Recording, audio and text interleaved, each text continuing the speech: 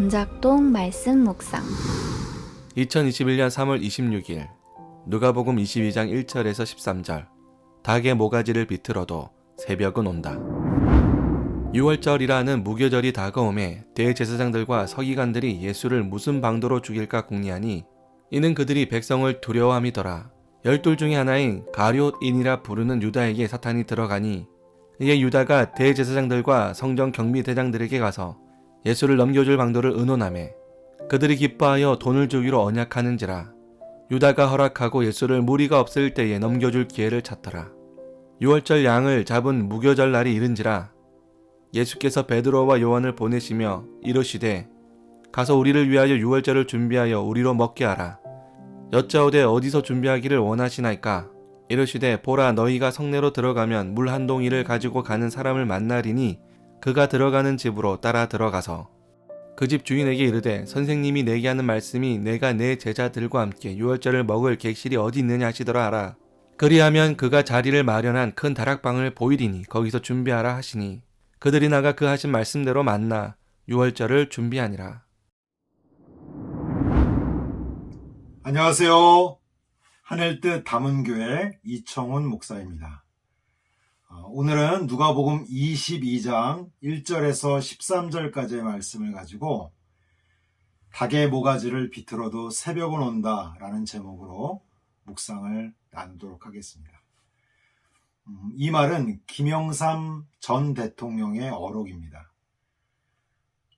군사정권의 폭정을 미국이 막아줘야 된다라고 이야기했다가 자신의 국회의원직이 제명되는 이 제명안이 통과되자 했던 말씀입니다. 닭의 모가지를 비틀어도 새벽은 온다. 역사 속에서 언제나 진실은 밝혀지고 진리는 승리한다는 의미인데요. 저는 이것을 믿습니다. 오늘 성경 말씀도 예수님께서 종교 지도자들의 핍박과 죽이고자 하는 모의가 속에서도 당당히 예수님께 맡겨진 그 일을 감당하시고 또 살아가신다라고 하는 내용이 오늘 본문 가운데 나오고 있습니다.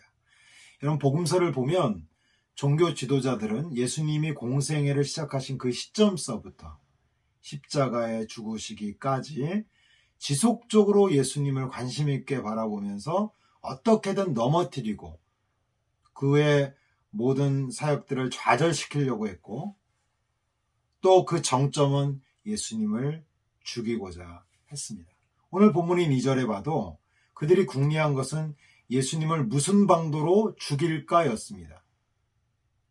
단지 백성들이 두려워서 잠시 늦췄을 뿐이지 기회만 된다면, 명분만 생긴다면 예수님을 죽이고자 했던 것이 바로 이들의 모습입니다. 더욱이 4절에서 5절을 보니 제자였던 유다마저도 예수님을 무리가 없을 때 넘겨주려고 기회를 찾고 있었다라고 기록되어 있습니다. 그런데 여기서 우리가 주목해야 될 것은요, 그들이 예수님을 죽이고자 했던 이유입니다. 그들은 성전과 율법이라고 하는 종교적 아젠다를 그들이 독점하면서 그 이후에 어떤 경제적인 유익도 취했고요. 또 정말 실체 없는 존경도 이스라엘 백성들에게 받았습니다. 성인 남성이라면 예루살렘 성전을 1년에 여러 차례 와야 했었죠. 그것을 이용해서 성전에 오고 가는 성전세를 받았고요. 또 율법 자체를 자신들이 독점하면서 매우 외식적인 행동이었음에도 불구하고 율법을 잘 수행하는 것처럼 보임으로써 전혀 실체가 없는 이스라엘 백성들로 하여금 존경을 받았던 것들도 그들의 모습이었습니다. 그런데 성전 청결 사건을 통해서 그들의 주 수입원인 성전세가 예수님으로부터 거부당하는 모습을 보면서 그들은 예수님을 죽이기로 확정적으로 결정하게 됩니다. 이러한 이유들이 예수님의 공생의 기간 동안 지속적으로 방해와 핍박을 해왔던 이유라는 것을 알게 된다면 참 할 말이 없습니다. 그러니까 매우 의도적이고 매우 명분도 없는 그런 방해와 핍박, 죽임에 대한 모의였던 것입니다. 세상은 그렇습니다, 여러분. 사실 말도 안 되는 이유들이 중요한 일들을 가로막고 좌절시키게 하는 것 참으로 자주 보게 됩니다. 매우 부정한 사람들이 불법을 통해서 정의와 공의를 교묘한 방법으로 방해하고 핍박하는 것을 보는 것입니다. 이러한 모습은 일종의 보편적인 사회적 현상이 되어서 얼마나 빈번하게 일어나고 있는지 모릅니다. 현재 우리가 속한 사회에서 주류라고 여겨지는 세력들이 반대하거나 동의해주지 않으면요, 아무리 그것이 공의와 정의라 하더라도 그것이 받아들여지지 않고 거부당하는 것 매우 우리가 어렵지 않게 발견하게 된다는 것입니다. 옛말에 이런 말이 있습니다. 모난 돌이 정 맞는다. 계란으로 바위치기다. 먹고 살고 싶으면 바람 부는 대로 물결 치는 대로 눈치 보면서 살아라. 이 정도로 세상은 공의와 정의가 구현된다기보다는 주류 세력들이 원하는 아젠다를 쥐고 있는 자들에 의해서 움직이고 진행되는 경우가 많은 것입니다. 하지만 예수님은 종교 지도자들이 사사건건 시비를 걸고 그들이 주는 갖은 핍박과 죽음을 모의하는 상황에서도 당당히 자신이 걸어가야 될 길을 걸어가셨고 자신에게 맡겨진 사명을 향해 가셨다는 겁니다. 제자들에게 유월절을 준비시키고 계신 것이죠. 오늘 예수님은 예수님의 그 사역을 결코 그러한 핍박과 방해 공작, 죽음을 모의하는 일들로 인해서 멈추지 않으셨다는 것입니다. 제자들에게 유월절 식사를 나누어 주면서 예수님이 곧 죽음을 맞이하게 될 것이며 그 죽음은 어떤 의미가 있는지를 가르치시기 위해서 오늘 유월절을 제자들로 하여금 준비하게 하고 계신 것입니다. 왜 그렇게 하셨을까요? 예수님이 이 세상에 오신 것은 편안하고 좋은 길을 가기 위한 것이 아니기 때문에 그렇습니다. 예수님이 이 땅에 오신 이유는 옳은 길을 가기 위함이었던 것이죠.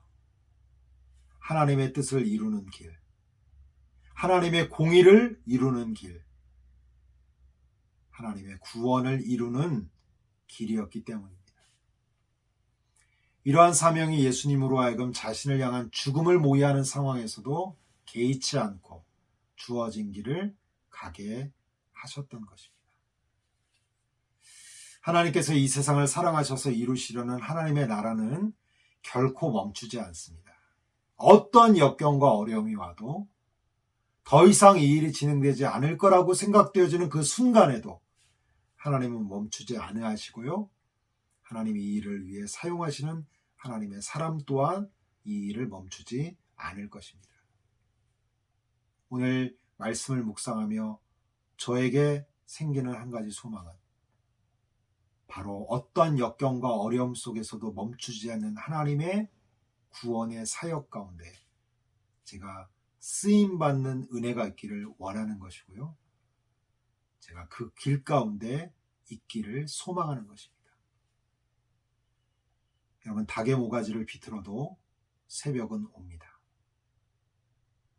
우리 주님 오셔서 완성하실 그 하나님의 나라를 바라보며 함께 이 일에 쓰임받고 끝까지 이 일을 위해 힘쓰는 우리 모두가 될 수 있기를 주의 이름으로 축원을 드립니다. 함께 기도하겠습니다. 하나님 감사합니다. 우리가 좋은 길, 편안한 길이 아닌 옳은 길, 주의 공의를 이루고 주의 뜻을 이루고 주의 구원을 이루는 일 가운데 있게 하셔서 감사합니다. 하나님께서 이 일을 어떤 역경과 어려움 속에서도 이루시듯이 우리들도 그 일 가운데 있어 하나님 앞에 쓰임받는 귀한 자들이 되게 하여 주옵소서. 그 은혜가 우리에게 있기를 소망하며 예수님의 이름으로 기도합니다. 아멘.